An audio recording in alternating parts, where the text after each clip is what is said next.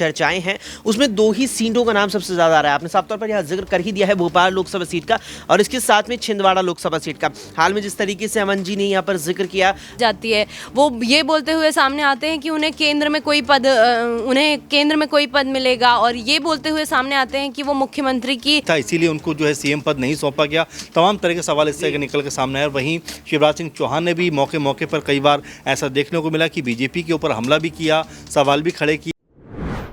2024 के लोकसभा चुनाव से पहले तमाम चुनावी सरगर्मियां तेज हो चुकी है, लेकिन नजरें सबकी टिकी हुई है मध्य प्रदेश पर। जी हां, मध्य प्रदेश में जिस तरीके से 2023 में विधानसभा के चुनाव होते हैं, प्रचंड जीत दर्ज करती है भारतीय जनता पार्टी, लेकिन शिवराज सिंह चौहान के हाथ कुछ भी नहीं लग पाता है। इसके बाद वो विरोध प्रदर्शन भी करते हैं, कहीं ना कहीं पार्टी की कार्यशैली से खुश नजर नहीं आते हैं और आगामी 2024 के लोकसभा चुनाव से पहले जो उनको दक्षिण भारत की जिम्मेदारी दी गई है, क्या उस जिम्मेदारी का निर्वहन उस धार और रफ्तार के साथ शिवराज सिंह चौहान कर पाएंगे, इस पर नजरें टिकी हुई है।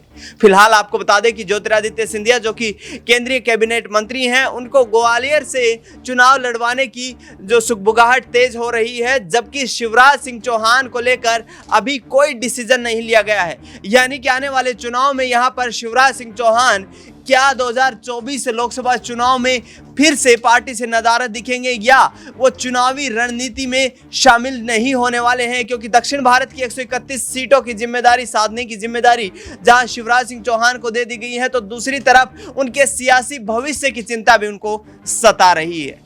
न्यूज रूम में इस वक्त मेरी मौजूदगी है, तमाम सहयोगियों से जानने की कोशिश करेंगे कि आखिरकार शिवराज सिंह चौहान का सियासी भविष्य क्या होगा। अमन जी मेरे वरिष्ठ सहयोगी मेरे साथ है। अमन जी, जिस तरीके से सिंधिया को ग्वालियर से चुनाव लड़वाने की तैयारियां चल रही हैं, लेकिन शिवराज सिंह पर पार्टी हाईकमान खामोश है, क्या संदेश देखे जा रहे हैं? देखिए, बिल्कुल जाहिर सी बात है कि शिवराज सिंह चौहान का नाम उस वक्त से लगातार सुर्खियों में, तब जब से उनको जो सीएम पद दिया जाना चाहिए था उनको नहीं दिया गया और लगातार उनको एक तरीके से दरकिनार कर दिया गया। और तब से ही लगातार ये कहा जा रहा है कि क्या जो बीजेपी आला कमान है, क्या वो शिवराज सिंह चौहान से खुश नहीं है, क्या उनके अब तक जिस तरह से 20 साल का लगभग कार्यकाल रहा सीएम पद के तौर पर, क्या उससे वो उतना प्रभावित नहीं था, इसीलिए उनको जो है सीएम पद नहीं सौंपा गया। तमाम तरह के सवाल इससे निकल के सामने आए। वहीं शिवराज सिंह चौहान ने भी मौके पर कई बार ऐसा देखने को मिला कि बीजेपी के ऊपर हमला भी किया, सवाल भी खड़े किए और बहुत ज़्यादा वो खुश नज़र नहीं आए। लेकिन जिस तरह से अब लोकसभा चुनाव आ रहा है, तो ऐसे में क्या उनको भी कह सकते हैं किसी सीट से चुनाव लड़वाया जाएगा, क्या किसी लोकसभा कह सकते हैं पे वो चुनाव लड़ते हुए नजर आएंगे, ये अपने आप में बड़ा सवाल होने वाला है। क्योंकि फिलहाल तो वो विधायक हैं और ऐसे में क्या उनको केंद्र की अगर राजनीति में लेके जाना है, तो क्या उनको जो है कह सकते हैं कि किसी लोकसभा सीट से चुनाव में उतारा जाएगा। क्योंकि लगभग ये नाम जो क्लियर होता हुआ दिखाई पड़ रहा है कि सिंधिया जो है वो ग्वालियर से चुनाव लड़ सकते हैं और ये कहा जा रहा है कि क्योंकि राज्यसभा में उनको भेजा नहीं गया, तो ऐसे में लोकसभा से उनको एक बार फिर कह सकते हैं कि चुनाव लड़ाया जाएगा। तो क्या अब शिवराज सिंह चौहान को भी किसी महत्वपूर्ण सीट से चुनाव में उतारा जाएगा? क्योंकि ये भी सुनने को मिला था पहले कि छिंदवाड़ा लोकसभा सीट से वो चुनाव में उतर सकते हैं, जहाँ से कमलनाथ के बेटे नकुल नाथ जो है सांसद हैं। तो ऐसे में क्या नकुल नाथ किसी और सीट से चुनाव लड़ते हुए दिखाई पड़ेंगे? क्योंकि उनके रुख लगातार जो है बीजेपी की तरफ दिखाई पड़ता हुआ नजर आता है। तो कई तरह के सवाल हैं जो लगातार बनते हुए दिखाई पड़ते हैं कि क्या शिवराज सिंह चौहान, जिनका कद मध्य प्रदेश की राजनीति में बहुत ज़्यादा बड़ा है, काफ़ी ज़्यादा उनको लोग पसंद भी करते हैं, तो ऐसे में अगर वो लोकसभा चुनाव लड़ते हैं और केंद्र की राजनीति में आते हैं, तो किस तरह के पद पर वो नजर आने वाले हैं? क्योंकि ये ज़रूर कहा गया है उनके लिए कि चाहे रामदास अठावले हों या फिर और कोई भी नेता हों, कि शिवराज सिंह चौहान को कोई बड़ी जिम्मेदारी दी जाएगी। अब क्या वो जिम्मेदारी होने वाली है, इसको लेकर सबकी निगाहें इस पर लगी हुई, क्योंकि शिवराज सिंह चौहान को आप छोटा मोटा पद देकर दरकिनार नहीं कर सकते। क्या उनके बारे में सोचा है पीएम मोदी ने और बीजेपी आला कमान ने? ये आने वाले दिनों में साफ हो जाएगा जब उनको लोकसभा का टिकट मिलता हुआ नजर आएगा। जिस तरीके से शिवराज सिंह चौहान लगातार उस असमंजस की स्थिति में बने हुए हैं कि क्या लोकसभा चुनाव में उनको मैदान में उतारा जाएगा। भोपाल से तमाम संभावनाएं बन रही थी, लेकिन कहीं ना कहीं वे संभावनाएं भी खत्म होती नजर आ रही हैं। अक्षय से अगला सवाल लेंगे। अक्षय, जिस तरीके से ज्योतिरादित्य सिंधिया पर मोहर लगती जो है नजर आ रही है, वहीं शिवराज सिंह चौहान चौहान को लेकर अभी सस्पेंस की स्थिति बनी हुई है।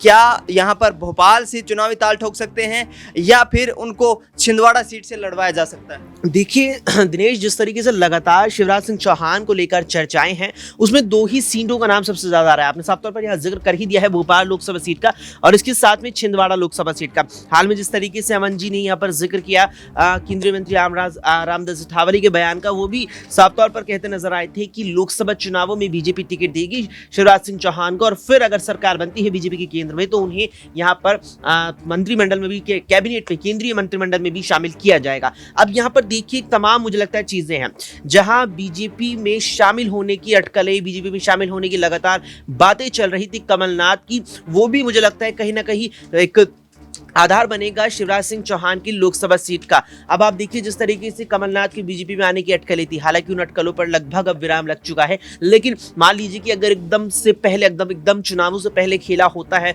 कमलनाथ कुछ ऐसा कर देते हैं या उनके बेटे नकुलनाथ को या अपने बेटे नकुलनाथ के राजनीतिक भविष्य को मद्देनजर रखते हुए कमलनाथ उन्हें यहाँ भेज देते हैं अगर भारतीय जनता पार्टी में, और अगर वे आ जाते हैं बीजेपी में तो निश्चित रूप से उन्हें छिंदवाड़ा से उतारा जाएगा। ऐसे में हो सकता है कि शिवराज को भोपाल ले जाया जाए। हालांकि अब संभावना कम नजर आ रही है कमलनाथ की बीजेपी में जाने की। ऐसे में अगर वो आ जाते हैं तो शायद शिवराज को भोपाल ले जाया जाए, लेकिन अगर कमलनाथ नहीं आते हैं तो संभावना फिर वही है, क्योंकि अरविंद केजरीवाल दावा कर रहे हैं कि शिवराज सिंह चौहान नई पार्टी बनाने वाले हैं।